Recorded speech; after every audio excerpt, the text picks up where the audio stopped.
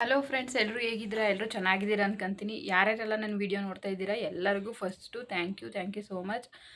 ಎಷ್ಟೇ ಕಮ್ಮಿ ಜನ ನೋಡ್ತಿದ್ರು ನನಗೆ ಒಬ್ಬರು ನೋಡಿದ್ರು ಖುಷಿ ಇದೆ. 10-15 ಈ ಥರ ವ್ಯೂಸ್ ಬಂದರೂ ಖುಷಿ ಆಯ್ತೈತೆ. ದಿನ ದಿನ ವಿಡಿಯೋ ಆಗ್ತಾಯಿದ್ರೆ ಕಷ್ಟಪಟ್ಟರೆ ಪ್ರತಿಫಲ ಸಿಗುತ್ತೆ ಅಂದ್ಕೊಂಡು ವಿಡಿಯೋ ಮಾಡ್ತಾಯಿದ್ದೀನಿ. ಹಂಗಾಗಿ ಯಾರ್ಯಾರೆಲ್ಲ ನನ್ನ ವಿಡಿಯೋ ನೋಡ್ತಾ ಇದ್ದಾರೆ ಎಲ್ಲರಿಗೂ ಥ್ಯಾಂಕ್ ಯು. ಬನ್ನಿ ಇವತ್ತಿನ ವ್ಲಾಗ್ನ ಸ್ಟಾರ್ಟ್ ಮಾಡ್ತಿದ್ದೀನಿ. ಇವಾಗ ನಾನು ಊರಿಗೆ ಹೋಗಿದ್ನಲ್ಲ, ಊರಲ್ಲಿ ಹೆಲ್ಮೆಟ್ ಬಿಟ್ಟು ಬಂದಿದ್ದೆ. ನಮ್ಮ ಅತ್ತೆ ಕಾಲೇಜಿಗೆ ಮಕ್ಕಳು ಬರ್ತಾರಲ್ಲ, ಅವ್ರ ಜೊತೆ ಕೊಟ್ಟು ಕಳಿಸ್ತೀನಿ, ಇಸ್ಕೋ, ಅಲ್ಲಿ ಸಿಟಿಲೆಲ್ಲ ಓಡಾಡ್ಬೇಕಾದ್ರೆ ಹೆಲ್ಮೆಟ್ ಬೇಕಾಗುತ್ತೆ ಅಂತ ಹೇಳಿತ್ತು. ಅದಕ್ಕೋಸ್ಕರ ಅವ್ರಿಗೆಲ್ಲ ವಿಚಾರಿಸಿ ಅವ್ರ ಜೊತೆ ಹೆಲ್ಮೆಟ್ ಕೊಟ್ಟು ಕಳಿಸ್ತೈತೆ. ಅದನ್ನೇ ಇಸ್ಕೊಬರೋದಕ್ಕೆ ಹೋಗ್ತಿದ್ದೀನಿ. ಅದಿತ್ತು ಲೋಯ್ಗೆ ಇವತ್ತು ಕೂಡ ರಜೆ ಕೊಟ್ಟಿದ್ದಾರೆ. ಇವ್ರ ಸ್ಕೂಲಲ್ಲಿ ಬೇರೆ ಮಕ್ಕಳಿಗೆ ಎಕ್ಸಾಮ್ ಇದೆಯಲ್ವಾ, ಅದಕ್ಕೆ 1 ಮತ್ತು 2ನೇ ಕ್ಲಾಸ್ ಮಕ್ಕಳಿಗೆ ರಜೆ ಕೊಟ್ಟಾರೆ. ಬನ್ನಿ ಇವ್ರನ್ನೂ ಕರ್ಕೊಂಡು ಹೋಗ್ತಾ ಇದ್ದೀನಿ. ಫಸ್ಟ್ ಹೋಗೋಣ, ಅವಳು ಕಾಲೇಜಿಗೆ ಹೋಗ್ಬೇಕಲ್ವ, ಆಮೇಲೆ ಅವ್ರಿಗೂ ಟೈಮ್ ಆಗುತ್ತೆ.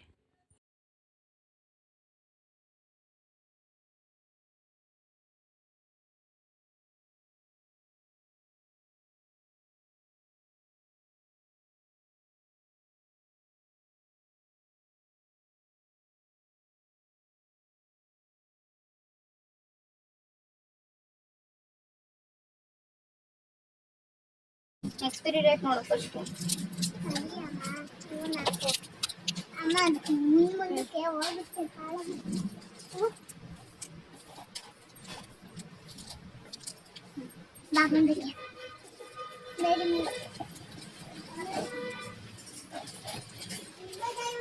ಡೈರಿ ಮಿಲ್ಕ್ ತಂದೇನಾ? ಇಲ್ಲ ಡೈರಿ ಮಿಲ್ಕ್ ತಂದಿಲ್ಲ. ಡೈರಿ ಮಿಲ್ಕ್ ತಂದಿಲ್ಲ.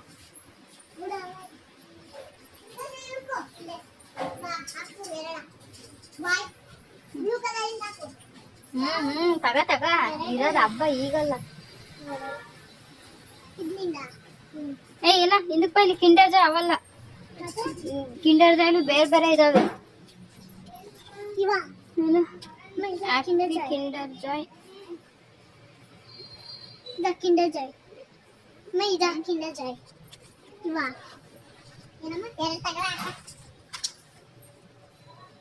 ಜಾಯ್ ತಗ ಇರುಕೋ. ನಾನ್ ತಗೊಂಡ ತಗೊಳಕಲ್ಲ, ಅದಕ್ಕೆ ನಾನು ಕರ್ಕೊಬರಲ್ಲ. ಬೇಡ ನೋಡಿ.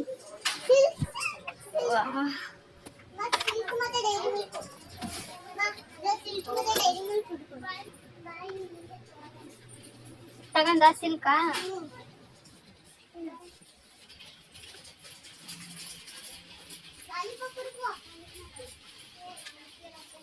ಬಾಯಿಲಿ ನಿಧಾನಕ್ಕೆ ನೋಡ್ಕೋಗಣ.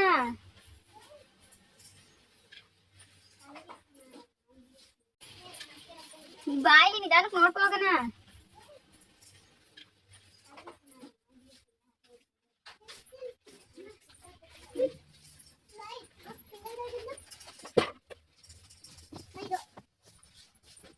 ಬೇಡ ಅವು ಬೇಡ.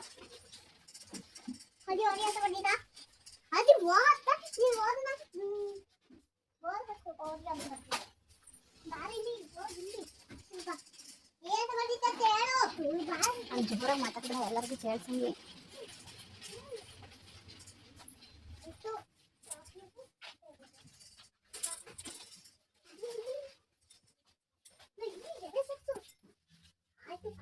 ಕರೆಂಟ್ ಬರ್ನಿಲ್ವಲ್ಲ.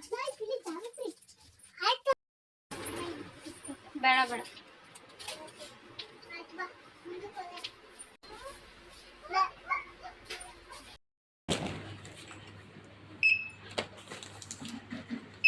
ಎಲ್ಲ ತೆಗ್ದಿರ್ತಲ್ಲೋ ಈ ನೋಡಿ.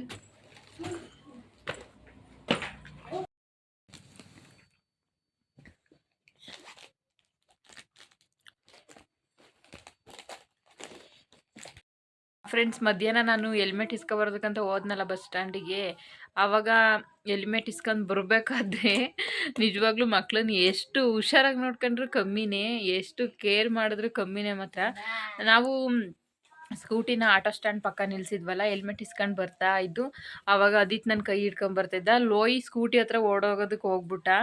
ನೋಡಿದ್ರೆ ಆ ಕಡೆಯಿಂದ ಬಸ್ ಬರ್ತಾಯಿತ್ತು. ಅಂದರೆ ಬಸ್ ಸ್ಟ್ಯಾಂಡಿಂದ ಬೇರೆ ಊರುಗಳಿಗೆ ಹೋಗೋದಕ್ಕೆ ಬಸ್ ಬರ್ತಾಯಿತ್ತು.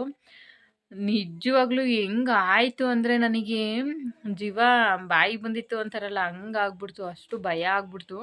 ಅಷ್ಟೊಂದು ಹತ್ರದಲ್ಲೇನು ಇರಲಿಲ್ಲ, ಸ್ವಲ್ಪ ದೂರದಲ್ಲೇ ಇತ್ತು. ಅಕಸ್ಮಾತ್ ಏನಾದರೂ ಫಾಸ್ಟಾಗಿ ಬಂದಿದ್ದಿದ್ರೆ ಏನು ಮಾಡಬೇಕಾಗಿತ್ತು ಏನು ಅಂತೇಳಿ. ಅಮ್ಮ ಅದ್ರಲ್ಲೂ ಇವನು ಹೋಗ್ಬಿಟ್ಟು ಮಧ್ಯ ರೋಡಲ್ಲಿ ಮತ್ತೆ ಹಿಂಗ್ ವಾಪಸ್ ಬರ್ತಾನೆ. ಮಕ್ಕಳಿಗೆ ಅವಾಗ ಏನು ಮಾಡ್ಬೇಕಂತ ಗೊತ್ತಾಗಲ್ಲ. ಅದರಲ್ಲೂ ನಮ್ಮ ಲೋಯಿ ಸ್ವಲ್ಪ ಅಷ್ಟೊಂದು ಅಂದರೆ ಚಿಕ್ಕ ಮಕ್ಳಿಗೆ ಬುದ್ಧಿ ಇರಲ್ಲ, ಆದರೂ ಅಷ್ಟೊಂದು ಅವನಿಗೆ ಗೊತ್ತಾಗಲ್ಲ. ಬೇಕಾದ್ರೆ ನಮ್ಮ ಬುದ್ಧಿ ಇಲ್ಲ ಅದಿತ್ಗಾದ್ರೆ ಹೆಂಗೋ ಅವನಿಗೆ ಬುದ್ಧಿ ಸ್ವಲ್ಪ ಇಲ್ಲ. ಬುದ್ಧಿವಂತ ಅಂತ ಹೇಳ್ಬೋದು. ಇವನು ಅಷ್ಟೊಂದು ಗೊತ್ತಾಗಲ್ಲ. ಮುಕ್ಕಾಲು ಹೊಸಿ ಮುಂದಕ್ಕೆ ಹೋಗೇನೆ ಮತ್ತೆ ಬಸ್ ಬರ್ತೈತೆ ಅಂತೇಳಿ ಮತ್ತೆ ನಮ್ಮ ಕಡೆಗೆ ಓಡ್ ಬರ್ತಿದ್ದಾನೆ. ಅಯ್ಯೋ ನಂಗಂತೂ ಏನಾದರೂ ಬಸ್ಸು ಫಾಸ್ಟಾಗಿ ಬಂದಿದ್ದರೆ ಏನು ಮಾಡಬೇಕಿತ್ತಪ್ಪ ದೇವರೇ ಅನ್ನಿಸ್ಬಿಡ್ತು. ಆದರೂ ನಾನಂತೂ ಗಟ್ಟಿಯಾಗಿ ದೇವ್ರನ್ನ ನಂಬಿದ್ದೀನಿ. ನಾನು ಒಬ್ಬಳೇ ಇಲ್ಲಿ ಮಕ್ಕಳನ್ನ ನೋಡ್ಕೊಂಡು ಇದ್ರೂ ಕೂಡ ಒಂದು ಯಾವುದೇ ಥರ ಕೆಟ್ಟ ಪರಿಸ್ಥಿತಿ ಇದುವರೆಗೂ ದೇವ್ರು ಕೊಟ್ಟಿಲ್ಲ. ಎಲ್ಲ ಟೈಮಲ್ಲೂ ನನ್ನನ್ನು ಕಾಪಾಡ್ತಾರೆ ಅನ್ನೋ ನಂಬಿಕೆ ಇದೆ. ಫಾಸ್ಟಾಗಿ ಬಂದಿದ್ರೆ ಏನು ಮಾಡಬೇಕಿತ್ತು ಅಂತ ಟೆನ್ಷನ್ನು. ದೇವ್ರು ಹೆಂಗೋ ಬಚಾವ್ ಮಾಡಿದ್ರು, ಆ ಥರ ಏನೂ ಆಗಲಿಲ್ಲ. ಇನ್ನು ಮುಂದೇನು ಹಿಂಗೆ ಕಾಪಾಡಿದ್ರೆ ಸಾಕು. ಆಮೇಲೆ ಹಿಂದಕ್ಕೆ ಹೋಗು.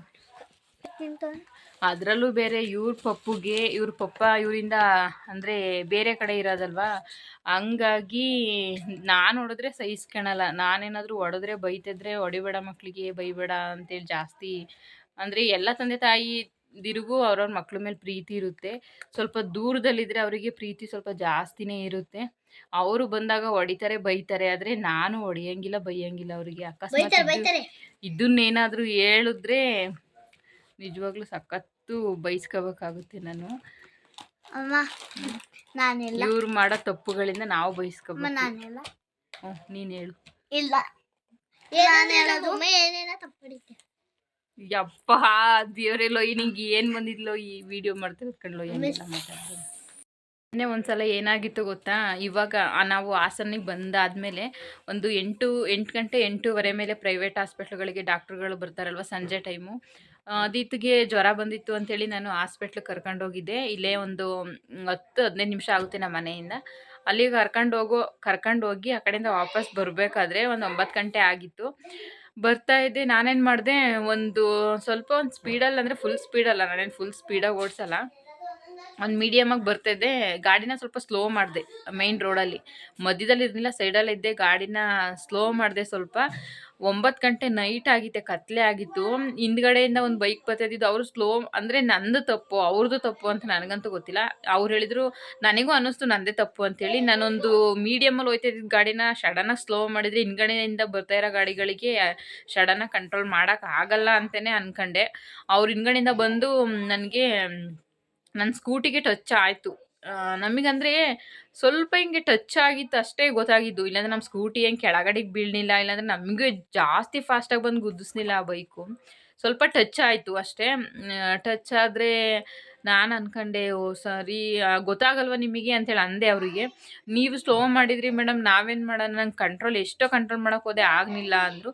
ಸರಿ ನಾನಿನ್ನ ಸ್ಕೂಟಿನೂ ಸ್ವಲ್ಪನೂ ಅಲ್ಲಾಡಲಿಲ್ಲ ಅಥವಾ ನಾವು ಕೆಳಗೆ ಬೀಳಲಿಲ್ಲ, ಏನೂ ಆಗಲಿಲ್ವಲ್ಲ, ಸರಿ ಆಯಿತು ಅಂದ್ಕೊಂಡೆ.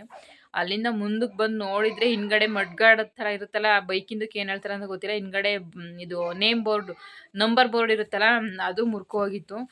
ಅಯ್ಯೋ ದೇವ್ರೆ ಹಿಂಗಾಗಿತ್ತಲ್ಲ ಅಂದ್ಕೊಂಡು ನಂಬರ್ ಬೋರ್ಡ್ ಮುರ್ಕೋಗಿತ್ತು. ಇದಕ್ಕೇನು ಸ್ವಲ್ಪ ಏನೊಂದು 500-600 ರೂಪಾಯಿಲಿ ಆಗುತ್ತೇನೋ ಅಂದ್ಕೊಂಡು ಸರಿ ಅಂಥೇಳಿ ನಾನು ಸದ್ಯ ಹೆಂಗೋ ಬಚಾವದು. ಮಕ್ಳಿಗೇನೂ ಆಗಲಿಲ್ಲ. ಅಕಸ್ಮಾತ್ ಏನಾದ್ರು ಬರೀ ಹಂಗೆ ಏನಾದರೂ ಜಾಸ್ತಿ ಆಗಿದ್ದಿದ್ರೆ ಅಂಥೇಳಿ ಯೋಚನೆ ಮಾಡ್ಕೊಂಡು ಏನೂ ಹೇಳಲಿಲ್ಲ ಅವರಿಗೆ. ಅಲ್ಲಿಂದ ವಾಪಸ್ಸು ನಾನು ಆವಾಗಲೇ 9 ಗಂಟೆ ಆಗಿತ್ತು. ಒಬ್ಬರು ಅಲ್ಲೇ ಪಕ್ಕದಲ್ಲೇ ಗೊತ್ತು, ಒಬ್ಬರು ಗಾಡಿಗಳನ್ನ ರೆಡಿ ಮಾಡ್ತಾರಲ್ಲ ವರ್ಕ್ಶಾಪು, ಅಲ್ಲಿಗೆ ಹೋಗಿ ತೋರಿಸ್ದೆ. ಅವರು ಇವಾಗಾಗಲ್ಲ ಮೇಡಮ್ ಬೆಳಗ್ಗೆ ಬನ್ನಿ ಅಂದರು. ಸರಿ ಅಂಥೇಳಿ ಬೆಳಗ್ಗೆ ಹೋಗಿ ತೋರಿಸಿದ್ರೆ ಎಷ್ಟು ಬಿಲ್ ಆಯಿತು ಅಂದರೆ 1800 ರೂಪಾಯಿ ಬಿಲ್ ಮಾಡಿದರು. ಅದು ಫುಲ್ಲು ಗಾಡಿನೇ ಬಿಚ್ಚಿ ಮಡ್ಗಾಡ್ ಚೇಂಜ್ ಮಾಡಬೇಕು. ಸ್ವಲ್ಪ ಮುರ್ಕೋಗಿದ್ರು ಫುಲ್ ಇದನ್ನೇ ಚೇಂಜ್ ಮಾಡಬೇಕು ಅಂಥೇಳಿ ಬಿಚ್ಚಿ ಚೇಂಜ್ ಮಾಡಿದರು. ಇದೊಂದು ಇನ್ಸಿಡೆಂಟ್ ಆಗಿತ್ತು. ಹೀಗೆ ಚಿಕ್ಕ ಪುಟ್ಟ ಆಯ್ತಿರ್ತಾವೆ, ಅವಾಗೆಲ್ಲ ದೇವರು ಕಾಪಾಡ್ತಾರೆ. ಅದೊಂದು ಖುಷಿ ಐತೆ ನನಗೆ. ಅದೊಂದು ಆಕ್ಸಿಡೆಂಟ್ ಅಂತ ಹೇಳೋಕ್ಕಾಗಲ್ಲ ಒಟ್ಟಿಗೆ. ನಾವೇನು ಕೆಳಗಡೆ ಬಿದ್ದಿಲ್ಲ, ಏನೂ ಆಗಿಲ್ಲ, ಅದೊಂದು ಆಗಿತ್ತು. ನಾವು ಬೈಕ್ಗಳನ್ನ ಅಥವಾ ಸ್ಕೂಟಿಗಳನ್ನ ಓಡಿಸ್ಬೇಕಾದ್ರೆ ತುಂಬ ಅಂದರೆ ತುಂಬ ಎಚ್ಚರಿಕೆಯಿಂದ ಓಡಿಸ್ಬೇಕು. ಒಂದೊಂದು ಟೈಮು ನಾವೆಷ್ಟೇ ಕರೆಕ್ಟಾಗಿ ಓಡಿಸ್ತಿರ್ತೀವಿ, ನಾವೆಷ್ಟೇ ಸರಿಯಾಗಿದ್ದರೂ ಗ್ರಾಚಾರ ಕೆಟ್ಟಿರುತ್ತಲ್ಲ, ಆವಾಗ ಬೇರೆ ಕಡೆಯಿಂದ ಬೇರೆ ಗಾಡಿಗಳು ಬಂದು ಗುದ್ದಿಸ್ತವೆ, ಏನೇನೋ ಆಗುತ್ತೆ. ಆದಷ್ಟು ಗಾಡಿಗಳನ್ನ ಹುಷಾರಾಗಿ ಓಡಿಸಿ, ನಿಧಾನವಾಗಿ ಓಡಿಸಿ. ನಿಧಾನಕ್ಕೆ ಹೋದ್ರೆ ಏನೂ ಆಗಲ್ಲ ಅಂತ ಅನಿಸುತ್ತೆ ನನಗೇನೋ. ಯಾವ್ದಾದ್ರು ಗಾಡಿಗಳು ಫಾಸ್ಟಾಗಿ ಹೋಗ್ತಿದ್ರೆ ನಿಧಾನಕ್ಕೆ ಹೋದ್ರೆ ಇವ್ರಿಗೆ ಏನಾಗುತ್ತಪ್ಪ ಅಂತ ಅನ್ನಿಸ್ತಿರುತ್ತೆ. ಹಂಗಾಗಿ ಸ್ವಲ್ಪ ಗಾಡಿಗಳನ್ನ ನಿಧಾನವಾಗೇ ಓಡಿಸ್ಬೇಕು. ಒಂದ್ಸಲ ಹೋದ್ರೆ ಜೀವ ಮತ್ತೆ ಬರಲ್ಲ ಅಲ್ವಾ? ಅದಕ್ಕೋಸ್ಕರ. ಓಕೆ ಫ್ರೆಂಡ್ಸ್, ಇವತ್ತಿನ ಈ ವ್ಲಾಗ್ನ ನಾನು ಇಲ್ಲಿಗೆ ಎಂಡ್ ಮಾಡ್ತೀನಿ. ಮತ್ತೆ ಸಿಗ್ತೀನಿ ಹೊಸ ವ್ಲಾಗ್